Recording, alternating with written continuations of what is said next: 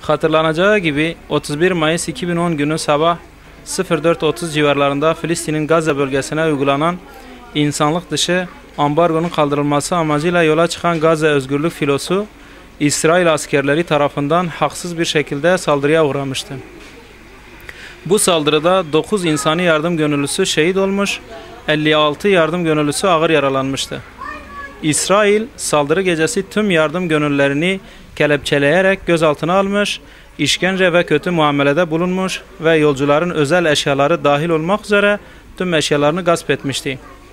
İsrail'in bu zulmü Birleşmiş Milletler, diğer devletler ve STK'lar tarafından cezalandırılması gereken suçlar olarak nitelendirilmişti.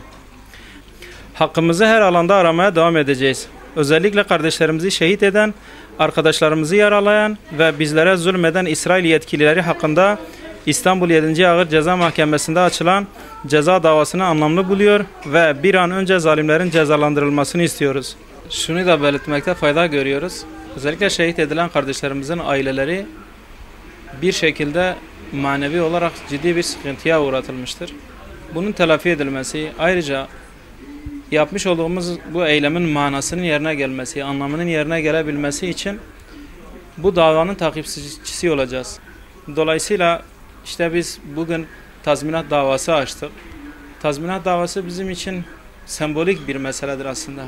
Biz aç değiliz. Paraya da ihtiyacımız yoktur. Hele hele İsrail'in parasına hiç ihtiyacımız yoktur. Fakat uluslararası kamuoyunda İsrail'in ne kadar haksız olduğu, yıllarca hatta kurulduğu ilk günde 1948'den bugüne kadar Müslümanlara, o mazlum insanlara yapmış olduklarını dünyaya duyurmaktır. Gayemiz budur. Yoksa gerçekte de bir para ihtiyacımız, tazminat sonucu elde edeceğimiz bir gelir değildir. Silahsız insanlar İsrail askerleri tarafından katledilmiş, yaralanmış, ardından da esir alınmışlardı.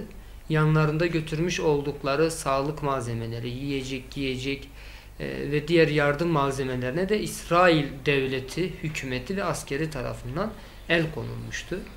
Yapılan tüm aramalara rağmen hiçbir silah bulunmayan bu insanlar vahşice saldırıya uğrayıp katledilmişler ve yaralanmışlardı.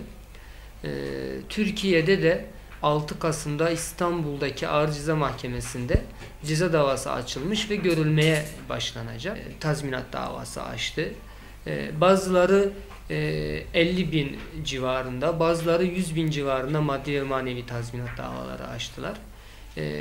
Bir müvekkil ise 1 milyon TL'lik manevi, 50.000 TL'lik de maddi, yani 1 milyon 50.000 TL'lik tazminat davası açarak haklarının İsrail hükümeti, devleti ve yetkililerinden alınması için tazminat davası açılmış oldu.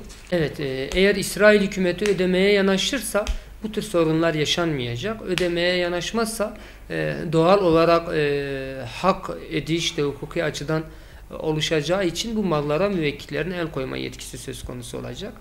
Müvekkiller mahkemenin takdir edeceği maddi ve manevi tazminatları kendileri ve şahısları için harcamayacaklarını deklare ediyorlar. Özellikle bunun altını çizmek istiyorum.